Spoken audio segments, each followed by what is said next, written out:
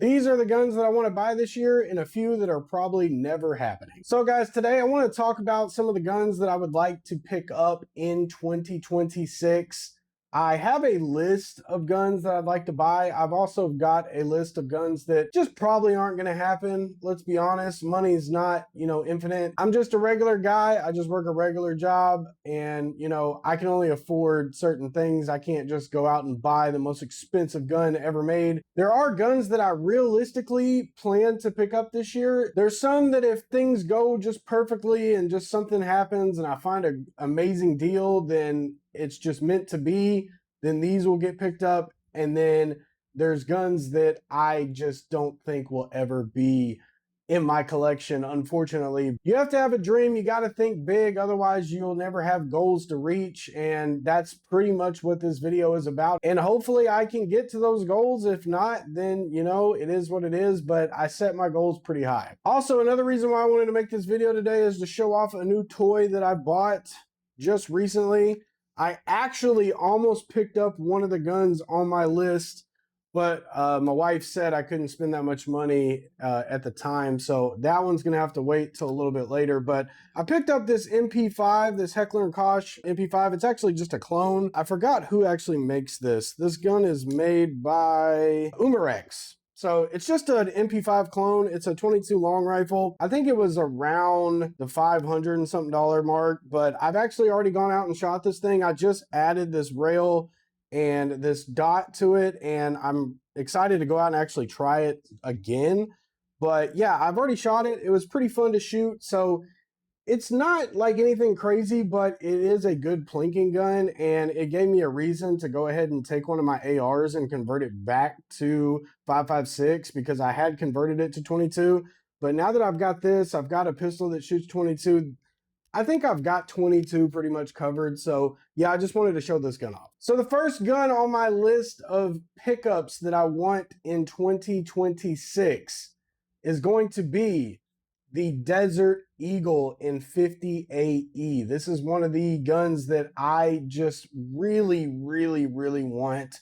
And it's probably a gun that I will only shoot maybe a couple of times, but as a collector, it's one of those guns that I feel like you have to have in a collection. The Desert Eagle is just an iconic gun, and it's one that I would like to have in my collection. I almost bought one the other day. It was gonna cost me around $1,800, but my wife was like, nope, that's too much to spend in one go. So maybe when I get my bonus this year, I might go ahead and pick one up. It just depends how that goes, but that is one of the guns on my list of pickups for 2026. Now, the next gun on my list of pickups for 2026 that I'm looking for is going to be the Kriss Vector. I've always wanted one. Obviously, they're not as cool as the ones in like Call of Duty because you can't get them fully automatic, obviously, but it's one of those guns that it's just got a look to it that's not duplicated. It's its own thing, and it is just one of the guns that I want to have in my collection. I plan on shooting it, and then I plan on having it just as a collection piece at the same time. Obviously, if I can find one for a good price, I'm going to pick it up and add it to the collection. Now, the next gun that I plan on picking up or trying to pick up in 2026 is going to be a Colt Python. I would like to get the 8-inch. If I can't, I really just want to get at least a revolver. I don't have any revolvers in my collection so far. So if I can find a revolver that I like, I would prefer something in 357 Magnum or 44 Magnum, or even one that has 357 and 38 as an option. I'm hoping to add one of those to my collection this year. And that's just purely based on the fact that I don't own any revolvers, but I do think that they're cool. And it's a gun that I would like to add to the collection. And the last firearm that I'm gonna try and find this year is gonna be any rifle in 6.5 Creedmoor that I think looks cool. Obviously, I can go to any Academy Sports, Bass Pro, probably pick up a 6.5 Creedmoor for anywhere from $300 to $400. But I specifically am looking at the Savage Axis. I think they run about $1,000. And I just like the look of them, so that's why I'm going to probably get it. I really want to get a rifle because I would like to try and shoot at least this year, I would like to try to shoot at least a 500-yard shot, if possible, maybe 600. And then eventually my goal is to hit a 1 mile shot. I don't know if that's ever going to happen, but that's a goal I have. And if I can make that happen, then I'm going to try. I feel like 6.5 Creedmoor is probably the best way to go for that. So that's one of the guns that I do want to pick up this year. All right, now we're going to move on to a different tier of firearms. These are going to be those kind of expensive slash this is kind of a stretch guns that I want to pick up this year. The first one is going to be the FN Scar, either in the L or the H variant. Doesn't really matter to me. I like the look of the Scar. It's a Call of Duty gun. I plan on collecting a lot of guns that are seen in games like Call of Duty, Battlefield, stuff like that, because it just has a nostalgic purpose for me. It has a classic look to it. It's just one of those things where I like it, I want it, and eventually I'm going to get it. Somehow, some way, I will acquire it. But it's just one of those things where it has to be the right time. It has to be for the right price. All the cards have to just kind of fall into place for me to acquire one. But the FN Scar is one that I definitely plan on picking up. The next gun on my list of kind of a stretch, but honestly, it could have made it to the first list. That's going to be the FNP90, and that's a gun that I feel like I could acquire. I've actually had one pop up at my local shop, and I thought about purchasing it, but I felt like it was a little too high on the price range. But that's a gun that I could definitely get a hold of, and that's another one where it's just the classic look. It's not duplicated, and it's a very well-known firearm. You would love to have it in a fully automatic configuration, but obviously that's not a thing. But you have FRT triggers; those exist. So it's one of those guns that I definitely would like to pick up and just have as a collector piece, a talking point. That's where a lot of the guns that I like to pick up are going to fall. They're going to be collection pieces. They're going to be talking points. They're just guns that I'm going to keep for the rest of my life. I never plan on selling them. I will shoot them mostly for the purpose of I get to fire that gun, and it's just a gun that I've always wanted. The collector in me wants these firearms, and that's what I'm going to go out and try and get. Now, the last gun on my expensive slash might be a stretch guns for this year is going to be a Thompson.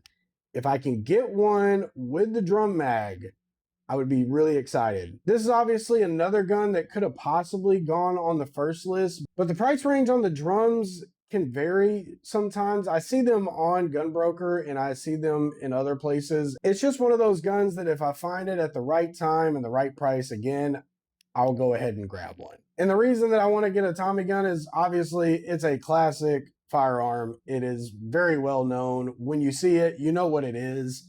And that's why I want to have it in my collection. It is a collection piece, and that's mainly what I do. I'm not your typical going out and try to do tactical shooting. I'm not doing matches. I don't do any of that type of firearm stuff.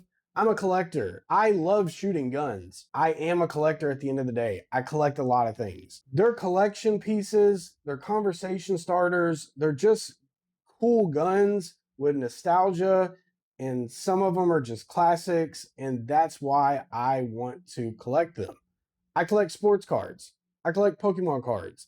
I collect a lot of things. So for me, it's just mainly collecting, but at the same time, I will shoot them. They're not just going to sit in the safe 24/7. They will get fired. They're going to get shot, and eventually they're going to get passed down, hopefully for a long time in my family. All right, guys, so the final list.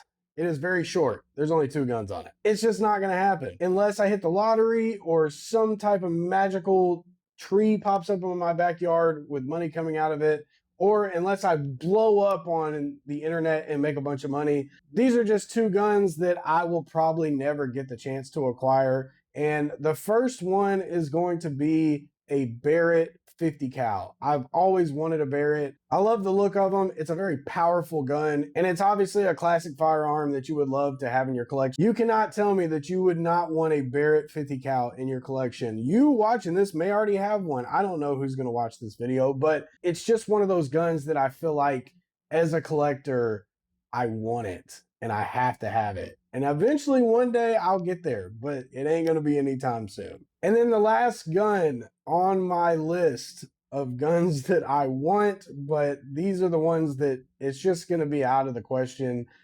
The CheyTac M200 Intervention is going to be one of those guns that will elude me probably for the rest of my life. And I just don't think it's going to be a gun that I'll ever have the opportunity to pick up. It's a $12,000 gun. It's a very high goal to set for me as just a regular working guy to try and get one, but it's definitely at the top of my list of guns that I would love to own, but I probably just will never be able to afford.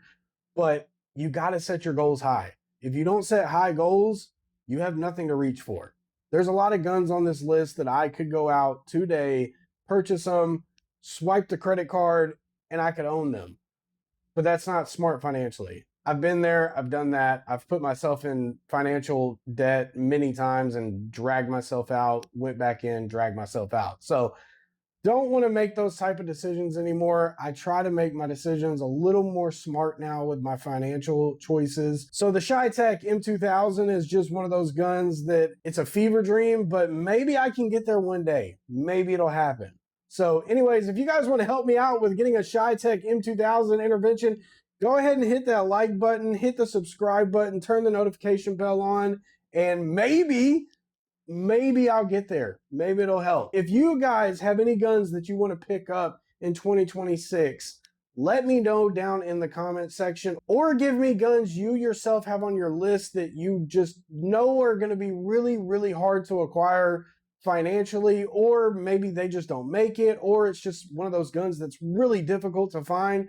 Let me know in the comment section what you guys have as like your dream gun, and maybe like a gun that you want to pick up in 2026. And I hope you guys have a great rest of your day, your week, whatever it is when you watch this video. And I will see you guys later. My name's Jeremy, and I am out of here. Peace.